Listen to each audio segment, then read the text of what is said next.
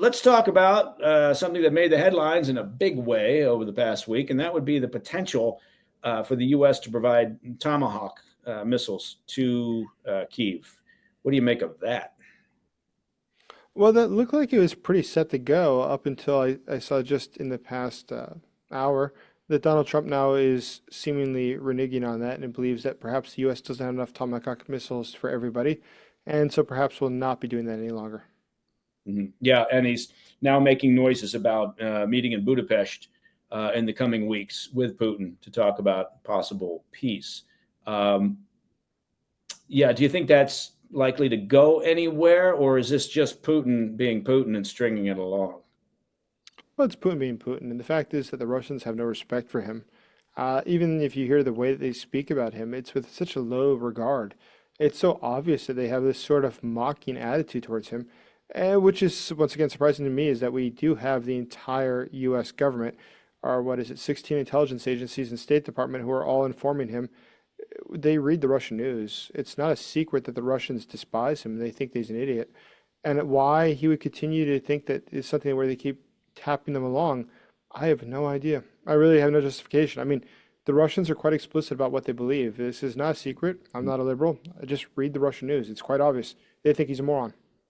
Yeah, yeah, no, and one thing about Putin is I've never looked at him as a cat that's hard to read, right? I mean, he's been pretty clear in No. the past about what he believes, what he wants, what he thinks, and so I mean, I agree with you. I've been confused in the way that President Trump has dealt with Putin and sort of this what seems to be a very deep well of patience to try to find and who knows, maybe down the road, maybe what he's doing is four-dimensional chess, and he's going to eventually find an off ramp that Putin wants to take and that will be acceptable. But I'm a cynic, so I don't know if that's going to happen.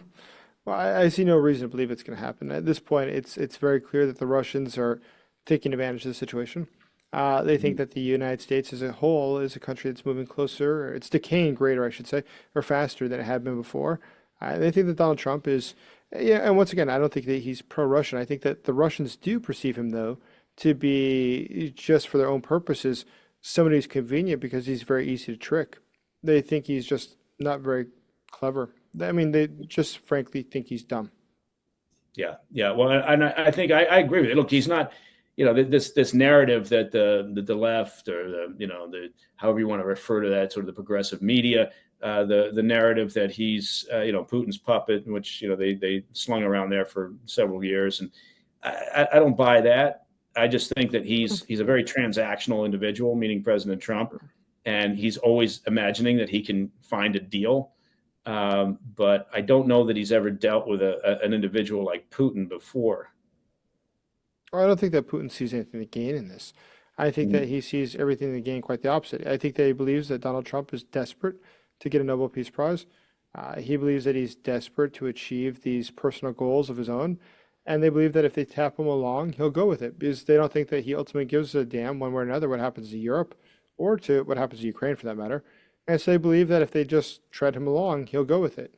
And if you look at just the comments they made publicly, and once again, I said, watch Russian TV. This is 7 days a week. There's no secret what they think. This is not a conspiracy. This is 7 days a week. They think he is a moron. It is that Yeah, simple. yeah. What was your thought on the Tomahawks? I mean, did you think that was a solid idea? I don't want to shut the door on that yet. Who knows where it's going to go? And if he is strung along, then perhaps we're revisiting this issue later on. But at the point where it looked like it was going to be a done deal, what was your perspective on it? Well, of course, it's a positive. I mean, they are weapons that are typically fired from a water base. They're fired from ships. That being said, there are other ways to get them off, but I think it was more interesting was the intelligence sharing that was probably going to go along with that. Ukrainian drones can physically go further than most Tomahawks. That being said, Tomahawks came out, what is it, 1982, Right. and they're better than anything that the Russians have ever had or ever will have. So they are an impressive piece of weaponry. They would have been very helpful. Ukraine is going after things such as the refineries, but also the factories that produce the chemicals that are needed for those refineries. There's a lot of single source refineries in the former Soviet states because they never thought there'd be independent countries. So by going after these refineries and going after the factories that produce the chemicals for them, it was something that could be a game changer. I mean, it really is within the U.S. president's choice. I mean, with the signing of a document, he could make sure that we would destroy such factories and Russia's ability to produce future oil in the country would collapse. Russia's economy would go totally into free fall. And it would be a matter of hours. It would be very fast. It would not take a lot of time. Russia, as our enemy, which we spent tens of billions of dollars across the Cold War, would be defeated. But for some reason, we've decided not to do that. We've decided instead that Vladimir Putin wants to make a deal. Hey, thanks for tuning in. If you enjoyed this video, don't forget to hit that like button and leave a comment, a really positive, nice, and kind comment. That would be appreciated. And if you're not already subscribed to our channel, make sure to subscribe and turn on notifications so you don't miss any of our daily updates.